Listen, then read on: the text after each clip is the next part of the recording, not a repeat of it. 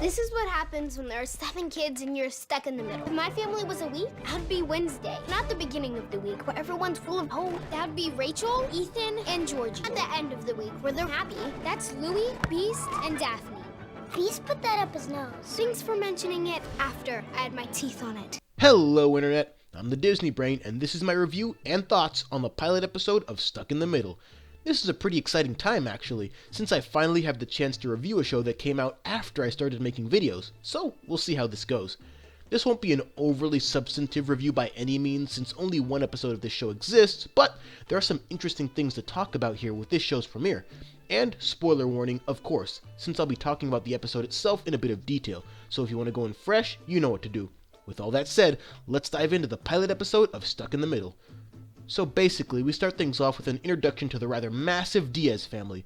If you've seen some of the previews, then you know that there are 7 kids, likely meant to parallel the fact that there are 7 days in a week, since the middle kid, Harley, spends quite a bit of time comparing herself to the day Wednesday. Here's another thing to point out. This show isn't a sitcom in the same way that Girl Meets World or Liv and Maddie is. It's a show meant to be comedic, but without the laugh tracks or the studio audience that most of you are probably used to.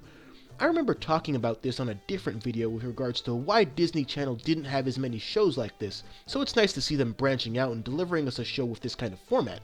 It also makes sense because the other 2 popular shows with middle in the title are also filmed in the same way. Getting to the episode itself, the plotline feels like a lot of what we're going to see throughout the majority of the show's run. Since there are 9 people living in one house, organization would naturally be a bit of an Achilles heel for the Diaz bunch.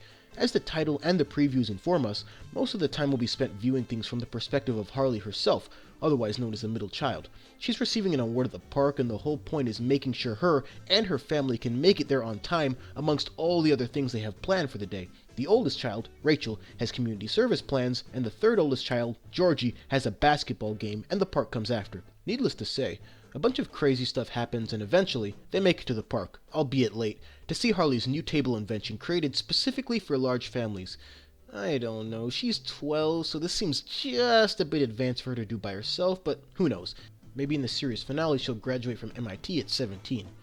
There's not a lot to talk about plot-wise, since everything I just explained is basically the plot with a bunch of jokes and crazy television situations filling in the voids. But keeping it relatively simple, or as simple as 9 lead characters can get, works better here to start off.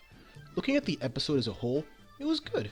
Definitely a lot funnier than I expected, and I definitely think several of the characters have a lot of potential. I already really like both Harley and Ethan. It does help that the show focuses primarily on Harley, but Ethan says it best. She's the glue that holds the family together. I feel like her character will have a lot to do with whether or not the show ends up as memorable. Her ability to act her way through all the hairy situations that the Diaz family gets into will probably serve as the backbone of the entire series. But she definitely handles the job well in episode 1. She's smart, she's resourceful, she's responsible, she's a solid character so far. Ethan is more of the prototypical cool guy that you all have probably heard of or met at some point in your life. What I like about him is even though he's not overly emotional, it's very clear that he cares about Harley and his family a great deal, and I feel like the episodes that end up focusing on him specifically will be particularly engaging. He reminds me a lot of Gordo in the sense that he seems like a genuinely good guy who can keep it all together with all the craziness happening around him. Rachel is a pretty standard teenage girl to this point. She's kind of off-putting, she has a boyfriend that her father doesn't approve of, and she wants to wear more revealing clothes, of which her parents firmly disapprove. Yeah, nothing you haven't seen a million times, but who knows how she'll develop. Georgie is supposedly the more sporty one. She doesn't entrance me like another Disney Channel basketball player we all know, but she seems cool. She's not the most athletic, but she has spirit, and I can always get behind that. Louie and Beast are twins in the context of this show, even though they aren't twins in real life. Since they're twins, it's likely that most of their plot points will intertwine quite heavily. Louie seems smart and crafty, while Beast seems like the more energetic of the two, so their relationship might be somewhat similar to the dynamic that Zach and Cody had a few years back. Not too much to say at this point about the youngest kid, Daphne. She's just kind of there so far. The dad seems funny in a very quip-driven sort of way, as opposed to the more over-the-top acting of several Disney Channel dads, which could be a welcome change. But the mom excites me more than anything else, because it's the return of Serena Vincent to a major television program, and, for those of you who don't know why I'm so excited about her,